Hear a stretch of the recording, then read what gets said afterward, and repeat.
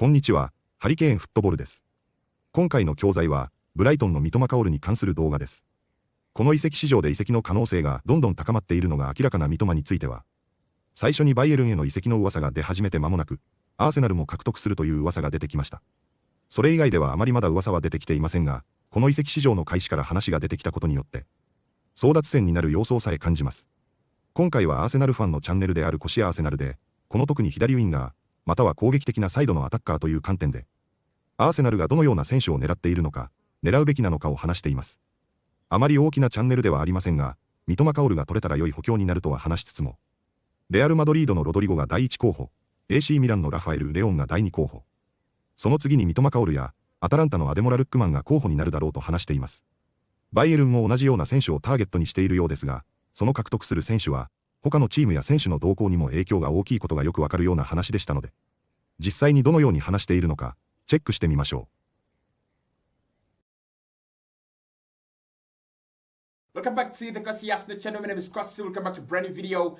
There is a lot of news when it comes to the Arsenal winger situation. Arsenal definitely want to add a new winger this summer, but there's a lot of news ever since Florian Plettenberg came out and said Arsenal are really big admirers of Rodrigo. We have a lot of targets that have been linked with us, and there is a lot of updates on each and every one of them. But also, I want us to make sense of what is going on with the left wing position. Who's going to be the main candidate in that position?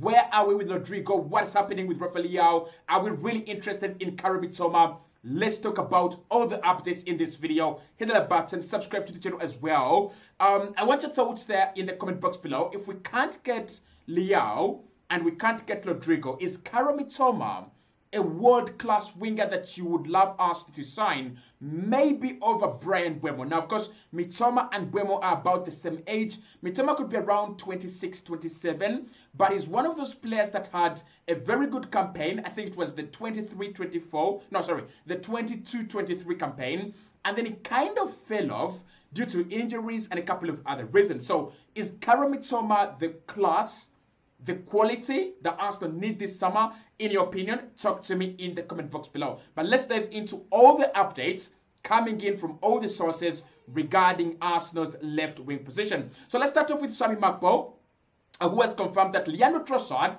is very close to agreeing a contract extension at Arsenal, and he's going to stay this summer. So that means that Arsenal have decided if they were to sell one of two, that is Trossard or Gabriel Martinelli, it is going to be Gabriel Martinelli. Leandro Trossard is signing a new deal at Arsenal. It's not going to be a very long-term deal, but it's going to see him significantly increase in the amount of wages he's earning at the club. As Andre Bata and Mikel Arteta think he's a very important player at the club, and he should be given deserving wages. For Trossard to stay, in my opinion, I don't think that is a bad decision, and I understand where it is actually coming from. I think Arsenal decided you keep Leandro Trossard and you let go of Gabriel Martinelli for two reasons. One, Leandro Trossard has been a more effective winger, a more effective player than Gabriel Martinelli in the last 2 years in terms of creating chances, in terms of scoring goals, in terms of just being a general player, a general good player to the team. He's been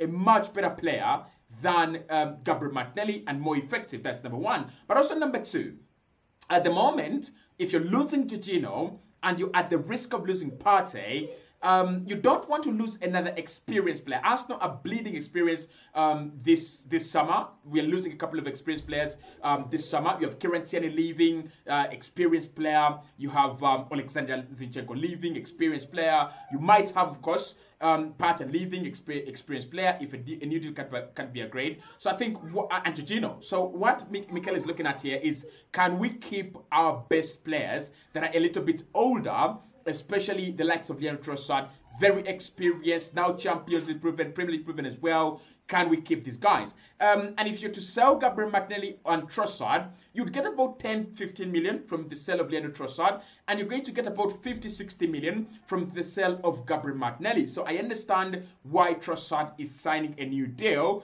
and that doesn't affect Arsenal signing another young left winger. When it comes to Gabriel Martinelli, he's going to fund a big move to Arsenal. He's either going to fund the Leao deal or he's going to fund the Rodrigo deal. So I can see why Martinelli has been chosen to leave and then Leandro Trossard to stay. But you can let me know in the comment box below whether that is the right decision and priority.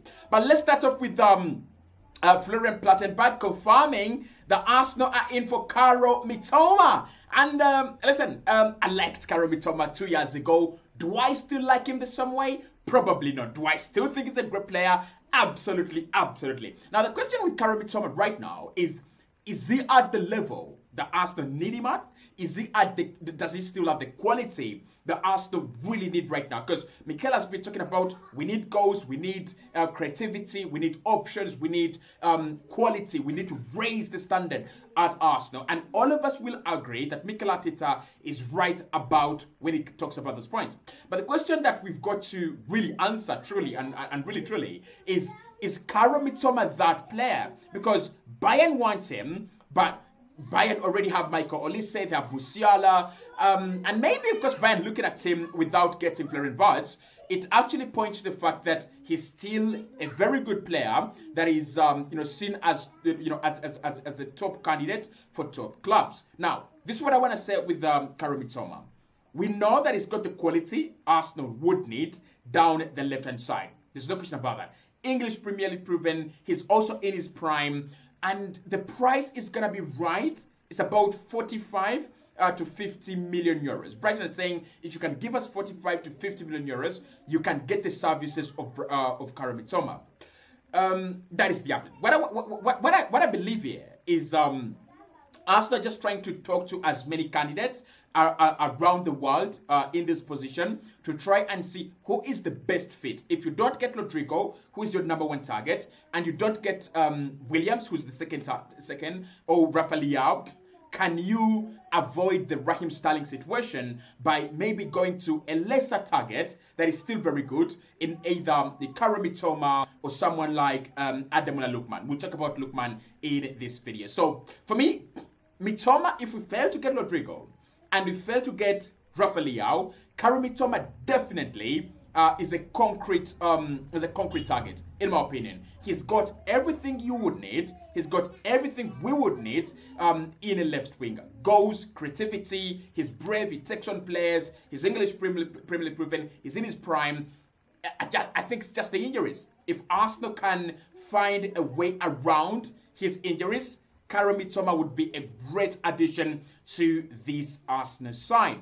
Now, Brentford have said they want 50 million for Bryan Mbeumo. They've set the price. And like I said, with Bryan Mbeumo and a couple of other transfers, these are transfers that are done early in the market, early in the window. Manchester United and Arsenal are punching each other. They're trying to show themselves level on this deal. But of course, at the moment, Brentford have said 50 million for Bryan Mbeumo, and you can have his services.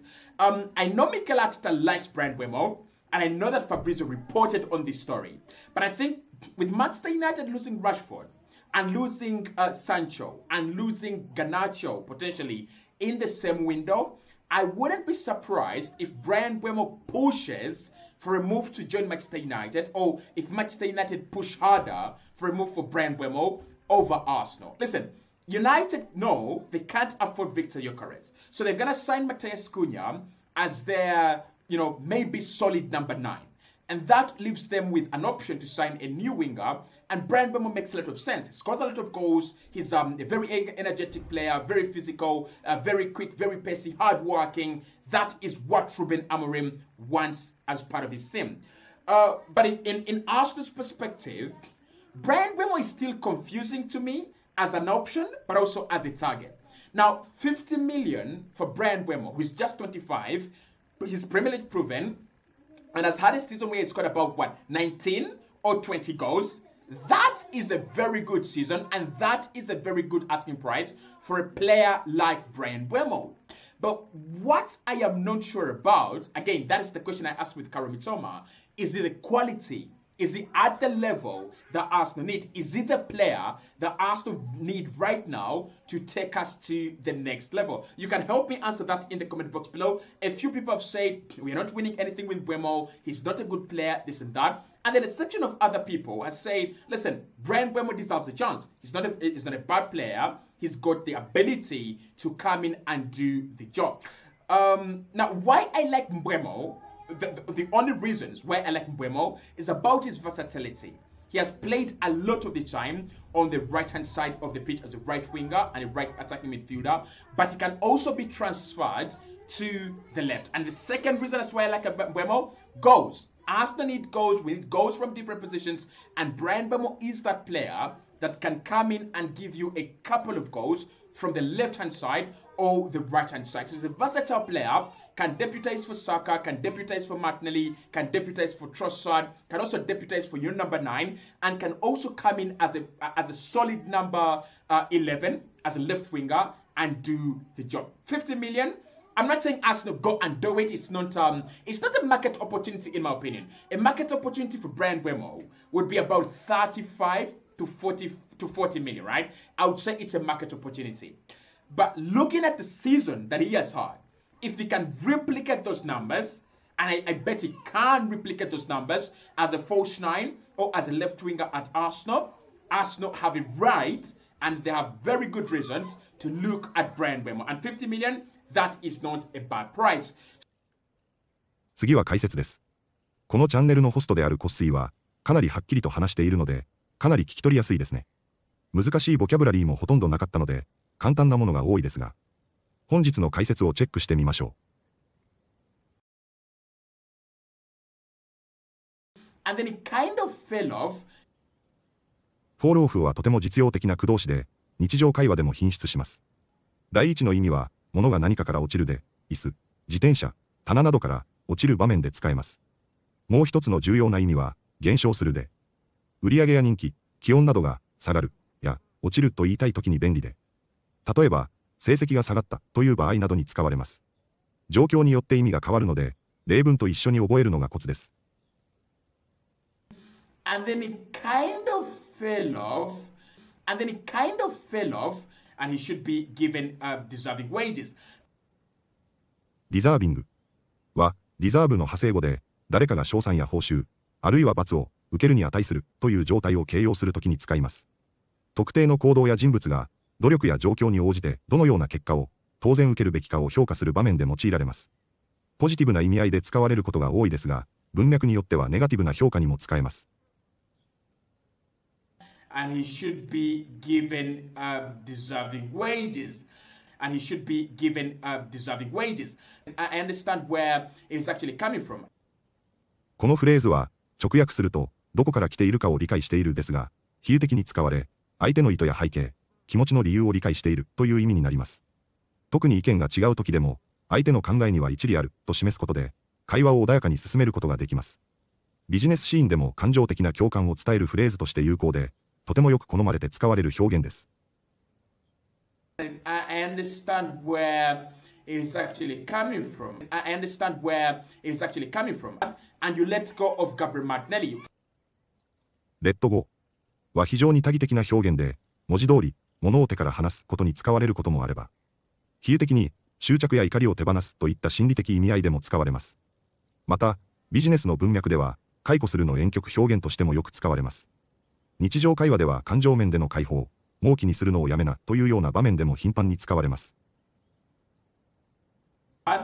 And you let go of Gabriel Martinelli.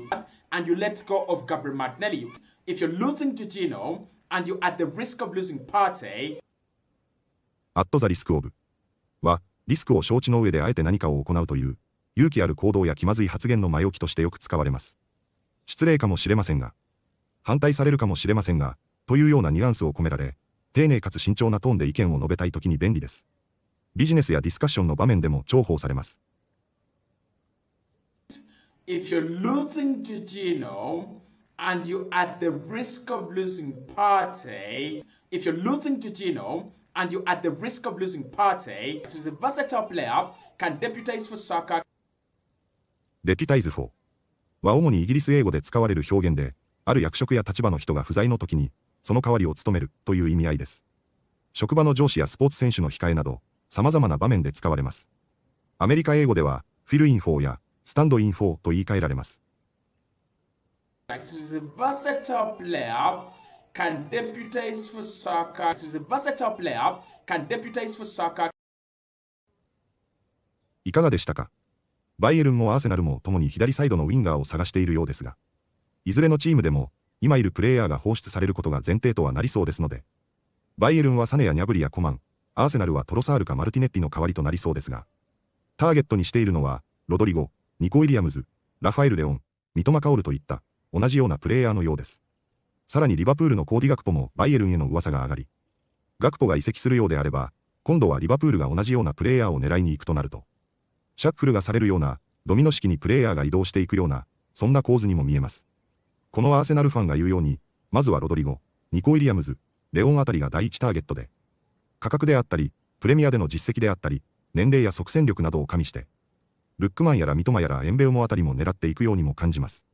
サイドは別ですが、三笘と比べてもやはりエンベウモは素晴らしいプレイヤーだということも改めて実感しますが、現時点でもすでにマンチェスターユナイテッドに行きそうにも思えるので、それも含めて、三笘がどこかに引き抜かれる可能性は十分にありそうです。まだまだ2点3点することを覚悟しつつ、どのような話に進展していくのかも楽しみながら、引き続き追っていきたいと思います。本日もご視聴いただきありがとうございました。またすぐにお会いしましょう。